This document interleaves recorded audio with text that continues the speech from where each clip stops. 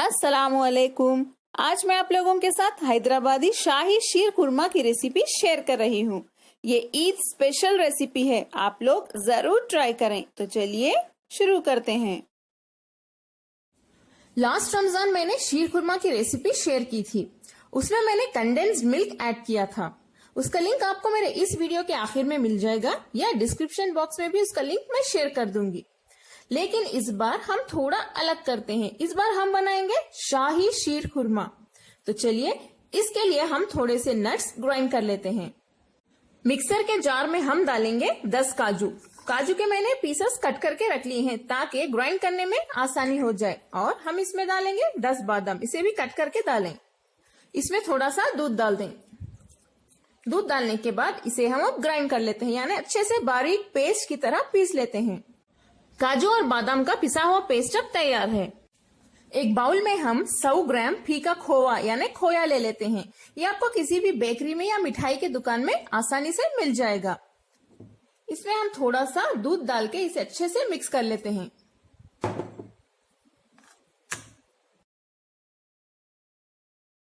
खोआ और दूध अच्छे से मिक्स हो चुका है। चलिए अब हम इस रेसिपी के नेक्स्ट स्टेप की ओर बढ़ते हैं।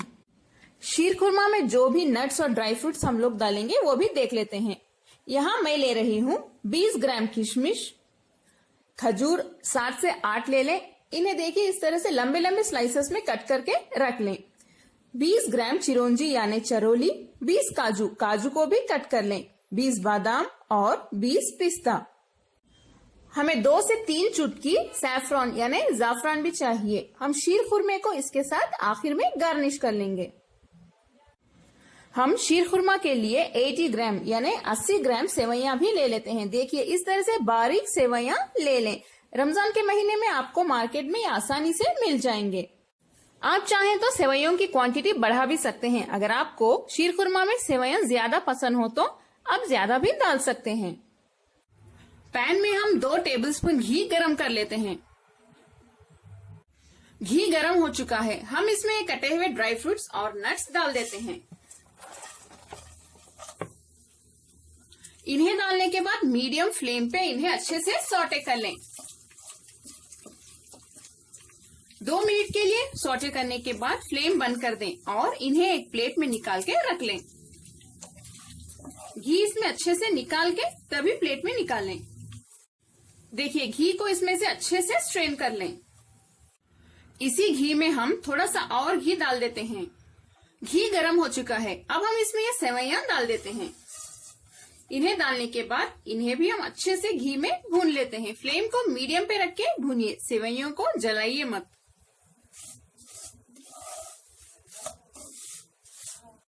देखिए सेवइयां हमारे अच्छे से रोस्ट हो चुके हैं।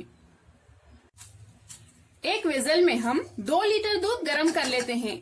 दूध फुल क्रीम होना चाहिए यानी गाढ़ा दूध ले लें।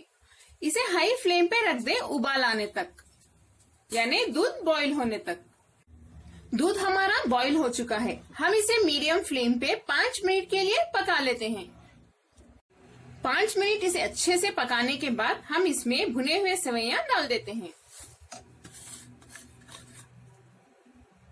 सेवइयां डालने के बाद इन्हें अच्छे से मिक्स कर लें। फ्लेम को हाई पे रखिए। अब 1 मिनट के लिए सेवइयों को हाई फ्लेम पे पकाने के बाद अब हम फ्लेम को मीडियम पे रख देते हैं और मीडियम फ्लेम पे बस एक 3 से 4 मिनट तक ही हम इसे पकाएंगे। हमारे सेवइयां आसानी से गल जाएंगे क्योंकि बहुत ही ज्यादा बारीक हैं। बस 3 से 4 मिनट में हमारे सेवइयां अच्छे से गल गए हैं। अब मैं इसमें शक्कर यानी चीनी डाल देती हूँ 120 ग्राम। शक्कर यानी चीनी की क्वांटिटी आप बढ़ा भी सकते हैं या घटा भी सकते हैं, आपके टेस्ट के हिसाब से डाल लें। इसे भी मैं अच्छे से मिक्स कर लेती हूँ। फ्लेम को हाई पे रखिए। चीनी डालने के बाद हाई फ्लेम पे इसे 1 मिनट के लिए पकाइए। 1 मिनट के बाद फ्लेम को मीडियम पे रख दें और मीडियम फ्लेम पे हम इसे 5 मिनट के लिए पकाएंगे। तब तक चीनी की जो बू है वो भी चली जाएगी, यानी चीनी की कच्ची बू भी चली जाएगी। उसके बाद आप शीर खुरमा थोड़ा सा चख के देखिए। अगर आपको चीनी कम लगे तो आप फिर से थोड़ी सी चीनी ऐड कर सकते हैं इसमें। 5 मिनट हो चुके हैं। अब हम इसमें ये दूध में मिला हुआ फीका खोआ डाल देते हैं। और काजू और बादाम का पेस्ट भी। इन दो चीजों को आप डाल के देखिए, आपका शीर खुरमा कितना ज्यादा मजेदार बनता है।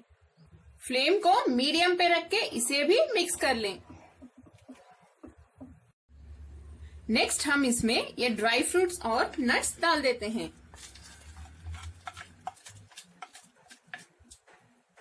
और हम इसमें 3/4 टीस्पून इलायची पाउडर भी डाल देते हैं। आखिर में हम इसमें 1 टीस्पून वेनिला एसेंस भी डाल देते हैं। इन्हें अच्छे से मिक्स कर लें। वेनिला एसेंस और इलायची पाउडर जब ये दो शीर खुरमे में जाएंगे तो बहुत अच्छा एरोमा आएगा हमारे शीर खुरमे में से। फ्लेम को अब हाई पे रखिए। 1 मिनट के लिए हाई फ्लेम पे रखने के बाद हम लो फ्लेम पे इसे फिर से 5 मिनट के लिए पकाएंगे। 5 मिनट हो चुके हैं। अब मैं फ्लेम बंद कर देती हूँ। हमारा लाजवाब और मजेदार हैदराबादी शाही शीर खुरमा तैयार है। इसे आप गर्मा गर्म भी खा सकते हैं या रेफ्रिजरेटर में रख के चिल करके भी खा सकते हैं।